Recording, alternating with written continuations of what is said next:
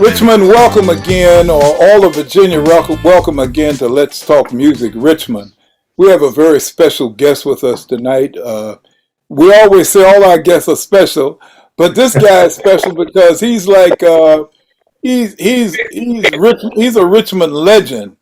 Not too many people get real top hit records in their lives that they can say that they had a top-notch hit record that people are still talking about 55 years later. That's closer to 60.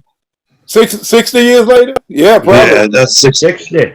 Charles, I get to introduce tonight to our listeners. And so we're talking to Reverend Dr. Ray Smith Jr. tonight. How you doing, Ray? Senior, I'm sorry. Ray Senior. It is an honor and a pleasure to have Ray with us.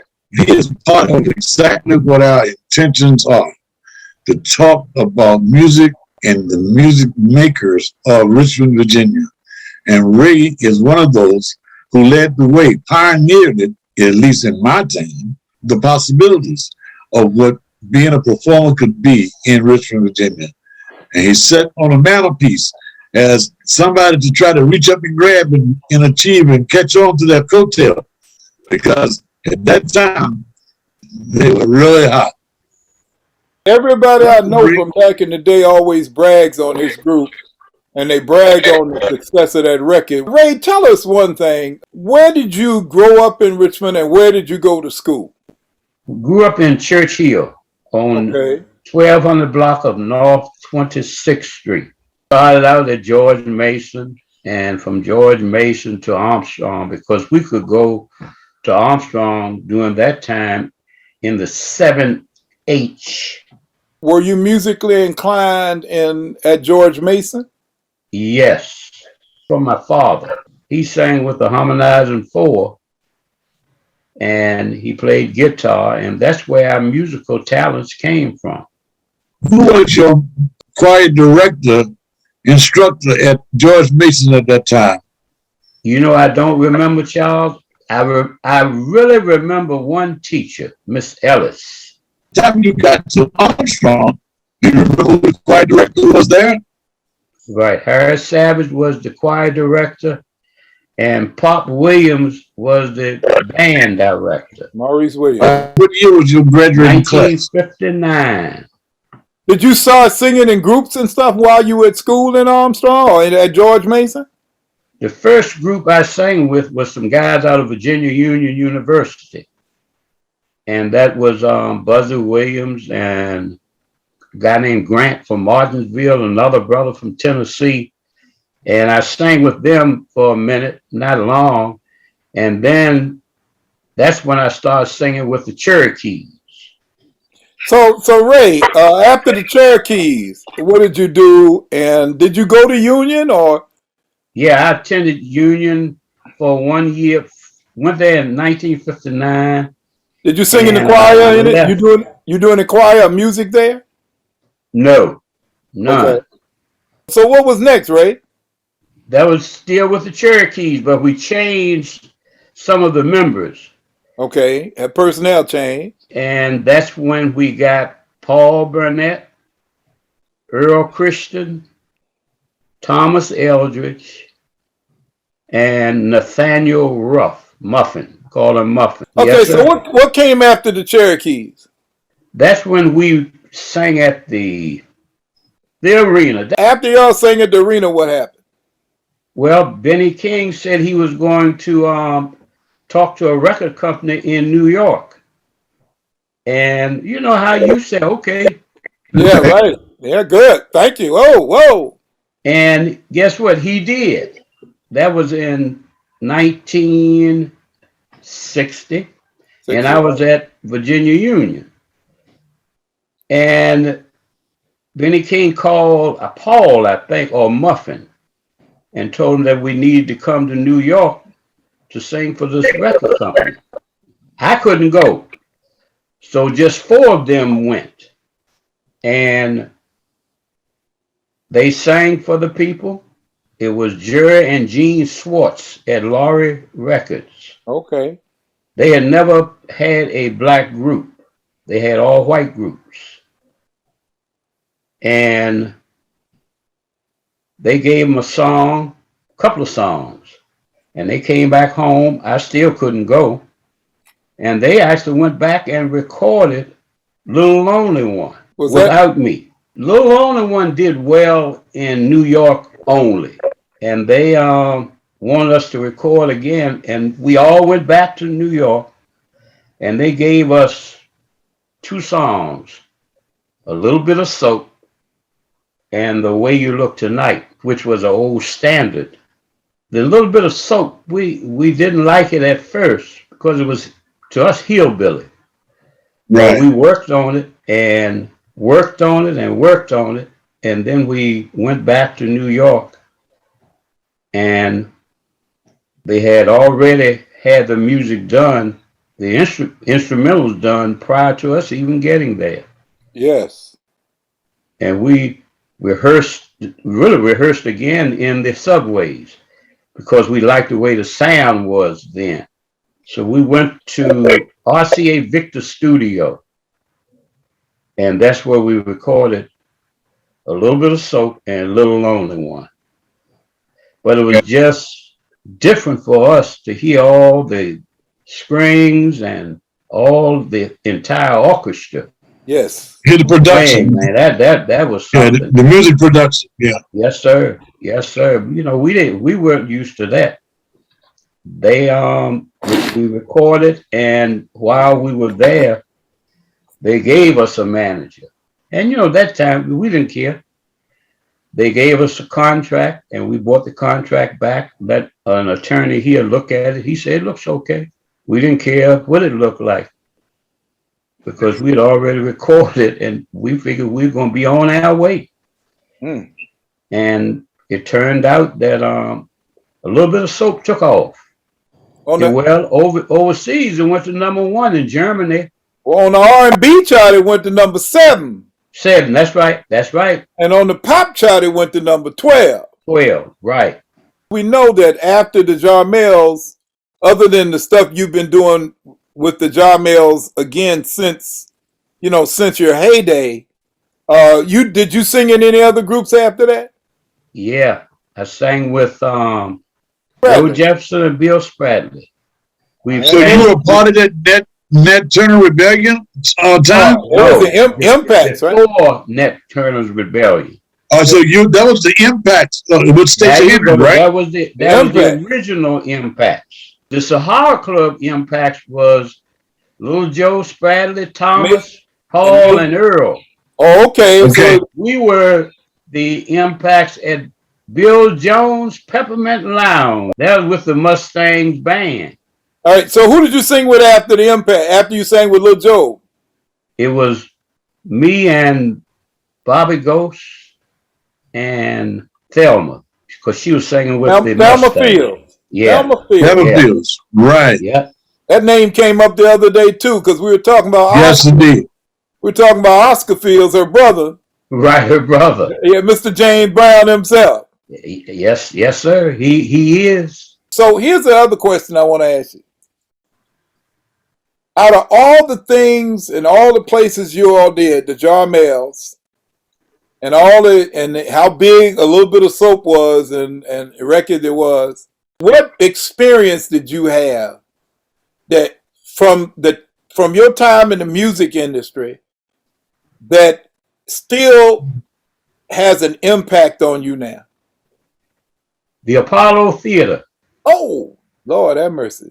Yeah, the Apollo Theater in December 1961. We did 10 days in the Apollo. Wow. For the Christmas show, Jocko's Christmas show. Oh, Jocko. And that ran during the Christmas holidays through the new year. And the most memorable thing is the midnight show. You do a midnight show, and you know, you always heard that, man, that midnight show was tough. The people were tough. We had talked right before the midnight show. We said this will be the best show we've ever done. And we went out there, and I sang For Your Love. That was a slow ballad. And at the end, there's a real high part that I sang. And when I hit that the high note, the people stood up and applauded. All right. And standing ovation at the Apollo. Standing ovation at the Apollo Theater. Yes, sir. That is something to remember. One of the hardest standing ovations anybody in the world yes, could get. Sir. Yes, sir. That means, look, that means you were doing something right, cause exactly. That means you were doing something right, bro. Yes, sir. Who else? Now tell me this. That's a awesome memory. Who else was on the show with you all? Chuck Jackson. Oh yeah. Jarmels. Oh yeah. Tammy Terrell. Wow. Right. She was Tammy Montgomery then. Okay. And that was the show. It might have been one other guy on there. So who would have been the headliner? Chuck Jackson. Well, tell us what you're doing right now, and tell us about this. I heard something about a book. Tell us about this book. Yeah, it's a book that I wrote, and the name of it is Then There Was One. Then There Was One. Wow. And it starts out with, it starts out at the Apollo. And we, then it talks about my family. Right. Where my father came from. Where did your father come from? Andrew, South Carolina. Okay, we're familiar with it. Andrew, let me ask you this, Ray. You grew up in a house where your father was with undoubtedly one of the renowned gospel groups of that area. Your brothers are well known as musicians as well. Growing up in that environment, how do you think that contributed to your choice to pursue the music business? Well, by my father singing with the RVA, and we attending church every Sunday. That's where it all started. And my brothers, they took piano lessons. In fact, all of us did. But after maybe a year, I just told my parents I just don't like the piano. And I stopped taking piano lessons, but I continued to sing. And it's because of the talent that my father had, because Donald, he's got perfect pitch. That's the youngest brother, right? How many boys are there? It's 3 of us, 3 boys, 2 girls. And Lonnie, he continued with playing piano. So did Donald, but Donald learned how to play the flute and everything else. Yeah, Donald's extremely talented flutist. He really is. I was hoping to be able to get Donald on here one day, and maybe you can help us get Donald, because Donald's a very important part of the music business history of Richmond, but Donald has not come back to Richmond much for years, right? Or does he spend a lot of time here? He spent very little time here after he graduated in 1961. He's been in New York ever since. Where he went to University of Illinois, and after that he moved to New York. Right now he is in a nursing home in New York. Okay. So he's doing good. Well, good. Let him know we want to talk to him. Okay. Because his flute playing and singing, right, were renowned when he was working with your brother, Lionel Liston Smith. That's exactly right. And Donald's closer in age to us, to Charles and I. Donald, but you say he finished high school in 61, so he's still older than we are. Right. I didn't know he was that much older. I would think he's like 20 years older than me. I knew about him, but I don't think I ever saw Donald perform. Well, see, Ray, you have helped us tremendously. Like my conversations with your brother Lonnie has helped, because Lonnie finished in 57. You finished in 59, and Donald finished in 61. 61. And then Lonnie and Donald left and had careers away, and you stayed here and had a career here. all of you all had extremely successful careers in the music business, but I hate to tell you this. And forgive me for this. It may sound like an insult, but your daddy was still the man to suck out the whole group. Yeah. Yes, sir. Yes, sir. He was the man. Yeah. I was Well, trying you can't go without mentioning the Harmonizing Four. to give Ray his shot at the limelight, because once people start talking about the Harmonizing Four, they saying, "What's your name again, Ray?" You know, shoot. So now, Ray, now that we're on the Harmonizing Four, like you said, you were in the church every week. You must have seen many a show with your dad in the Harmonizing Four. Yeah. You must have went to many facilities and saw many other acts performing in those concert venues with the Harmonizing Four. Those kind of environments on a singer like yourself, those kind of surroundings of being around those other singers, those powerhouse singers, the ones that don't need that microphone, the ones that can go to work in a wooden building and get the kind of rhythm that you just can't get on stage with a carpet. You know, you must have been around all of that. I was. In fact, we were. You know, and I remember Sam Cooke, because Sam used to come over to the house whenever they played here in Richmond or sang here in Richmond. He came over to the house just to eat my mother's food.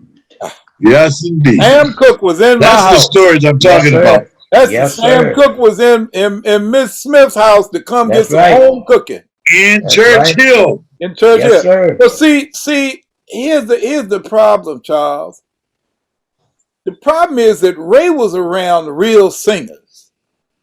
And Yes. the history actually says that when his daddy got with the Harmonizing Four, because they were old school kind of before Daddy Smith got with him, to become a more upbeat, popular type group. And Ray, before we get too far deep in the woods on this, when I found out that your father's group and them were get buddies with Rosetta Tharpe, Yes, sir. Yes, and sir. that Rosetta Tharpe came and lived in Richmond and hung out with your dad and them, Yep. and then I think they sang at her wedding, or did they sing? Sang at her wedding at Griffith Stadium in Washington, D.C. It Rosetta was Tharpe over got married at the stadium, Charles. 25,000 people. Whoa, what a wedding party. And guess who promoted that wedding? Who? Remember Irvin Fell's Greatest Irvin. Show of Stars? Biggest Show of Stars? Biggest show stars. That's who did it. Irvin Fell's. He promoted her wedding as an event. Yes, sir. Do you Yes, remember sir. around what year? Were you there? I mean, were you old No, enough to I don't remember? remember what year it was. But Okay. I wasn't there anyway. So, I've met her she's living Northside on Right. Rose Avenue. on Rose Rose Avenue. The whole reason we're telling this story is because there's so much information about Richmond's music history that nobody knows. And when Charles and I started sharing these stories with ourselves, I tell you who a good friend of ours and like our big brother was, and we used to have to keep him straight half the time, it was Joe Carter. Right. Yeah. Yeah. And you know, and everybody else remember Joe Carter. Joe Would Carter. sell every band in town.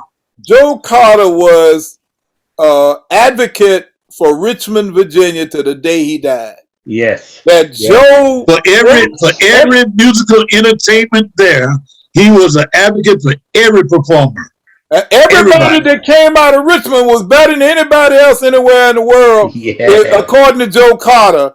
And that's what Charles and I loved about Joe, is that Joe was a person who believed in his community and Yes. believed in the musicians and believed in the artists. He talked to me about the Jarmels so doggone much, I thought I knew the Jarmels myself. When we were coming up and Charles and I had bands, and my band Trussell, Charles had 10 bands. Ujima, Anglo-Saxon Band, Silk, Brother Love, and a few other bands that were Richmond's most popular bands. But Joe used to tell us about you guys. And then, of course, everybody who knows anything about music history should know that the Harmonizing Four was from Richmond. Yes. And the Harmonizing Four was one of the biggest, most successful gospel groups of that era. Everybody knew it. And when you start talking about the Five Blind Boys, of Mississippi, and not long after that, you're going to talk about the Harmonizing Four. That's right. No doubt about it. And that top 5 quartets in the United States of America, you cannot name the top 5 gospel quartets without the Harmonizing Four being one of them. I can't remember. I don't even think I can name 5. But you know what I'm saying is, I know the Harmonizing Four was one. Right. And for you to have been in that arena, because see, you were about 7, 8 years old, 9 years old when they were really in their heyday. I mean, in the late 40s. They were in their heyday for so long. Clement played guitar with them. Yeah. Clement Burnett, when we were in high school, I think that would have been in 65 when he started playing with the Harmonizing Four. Somewhere along that line, 65, 66. And then Hezekiah Monroe started playing with him. I think his name Mason Monroe. Pryor played with him too. Jesse Pryor. Jesse played with him. Jesse played with him when he was. Jesse was the first one, I think. So the Harmonizing Four time frame, in my mind, ran from the mid 50s all the way through the late 60s. Actually, it was in the 40s. Okay, it was in the 40s. But here's the reason I say that. Well, what I'm saying is, in my mind, as I know them, I heard that name from about the mid 50s all the way through to the late 60s. I knew about the Smiths. I knew 26th Street is where they were. I lived on Mechanicsville Pike. Just in the 1300 block, they were in the 1200 block.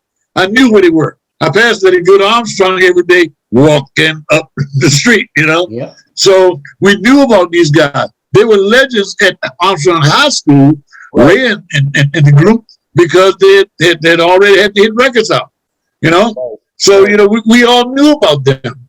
So the Harmonizing Four just kind of rolled that whole train.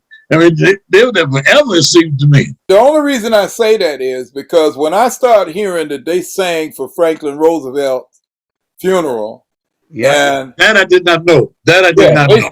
They sang for and they had sang at the White House. You see what I'm saying? So we're talking about pre-Harry Truman. Yeah. See, so I'm telling you where they when the you talking about 47. You talking about the time I was born. You talking about 47, 48. That's why I said mid to late 40s, early 50s. When you asked to sing for the president and you asked to sing at the president's funeral, you was high cotton at that time. Yeah. You are high cotton. I don't know. I kind of say when you singing for the president and at his funeral, you kind of reached a plateau up there where it's kind of hard to beat that brother. Right. Yeah. Right. That's why that's invitational only. That's invitational only. And Eleanor Roosevelt requested them. That's who did it. She really did. And they influenced Rosetta Tharpe to move to Richmond. Right. So when you're talking about, a lot of people don't know, and I hope when they listen to this and look at this show, that when we say Rosetta Tharpe, we're talking about the woman that's credited with influencing every rock and roll guitar player that's ever lived. That is correct. Every rock and roll guitar player that's ever lived worships the ground that Rosetta Tharpe walked. During that time when you first started performing around the Richmond area, prior to the hit record, when you were performing, where were you performing? Can you name some of those facilities? Some of those clubs? Gregory's, Martin Inn. And you said earlier the Richmond Arena. And then the only other one, you had Loving Union Hall over South Side. Then you had Union Hall on North 26th Street. Rendezvous East, because we sang on, Jerry Butler was there and we sang on the show with him. Well, Ray, you are such a important part of Richmond history, and you, believe it or not, was so important for us to tie in because, like you said, your father, and let's say your father, we say that his peak time was in the early 50s, maybe middle 50s. And then you all came around in the 60s and up, and then we go with, we talked to Plunky and Jose, and we tied in the 60s, right? And then Charles and I, our groups and stuff dominated in the early 70s. And then we had our little 10-year run, 70s. So a lot of this stuff goes in 10-year cycles. Right. You know what I'm saying? 5 and 10-year cycles, yes. So the thing that Charles was talking about the endearment to Richmond and the music community is, I always tell people, even though I didn't grow up playing music here, I was born in Richmond, so I get some credit with that. Okay. But what happened, Ray, was I was fortunate enough to teach at Peabody 1 year. And in the middle 80s, I got a call from Nelson Lawson to come teach here in Richmond. And I spent most of the next 30 years working in Richmond Public Schools. So I taught school for years, and then for 20 years, I was an administrator. And then doing that, I had to do as much as I could to look out for music. Right. And you know what I'm saying is, when, you're a musician, you had to look out like Joe Kennedy. Right. You know what I'm saying? Like Nat Lee. Yeah. I started naming all the musicians who were so important to the Richmond community who ended up being administrators. You know what I'm saying? Like Bill Joyner. Yeah. Bill Joyner. Johnny Payton. You got to put Johnny Payton in there. Yeah. And guess what else? Bill Joyner sang with the Cherokees. Oh, he did. Yes, sir. Did he really? Wow. He sang with the Cherokees, and when he left, that's when we got Muffin and Paul and all of them, because Bill went to Johnson C. Smith. Went away to college. Yeah. Right. Well, he came back and ended up being Charles. I don't know. Bill used to promote shows also. He used to promote a lot of gospel shows. Yeah. Because I remember the Tremaine Hawkins show I did with him, and one or two others I think I worked with him. Did you know he was principal at Armstrong? By the time I left, he became assistant principal there. Okay. But he when I had that sound company in Richmond, we worked a lot of his events. Do you know Bill is still alive or not, Ray? Yes, he's still alive. Is that right? We might have to try to get old Bill Joyner on here. That would be good. We talked to Charles and I talked to August Moon last week, and we've talked to the great Jose on here. We had a great interview with the great Jose. Jose, a lot of knowledge. Man, the Fox family. He told us about the Foxes. They were singing way back in the day.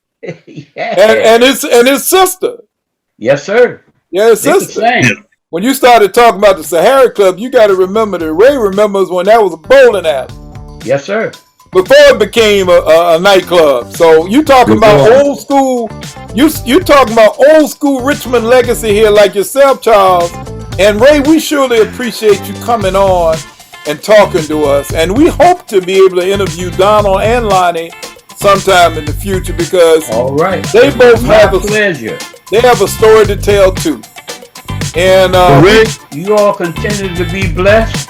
And if there's anything else I can do to help you all, just let me know. You got my number. All right. We thank you for being here, Ray. We really do. Thank you all too. God bless you and have a good one, brother. Take care. All right.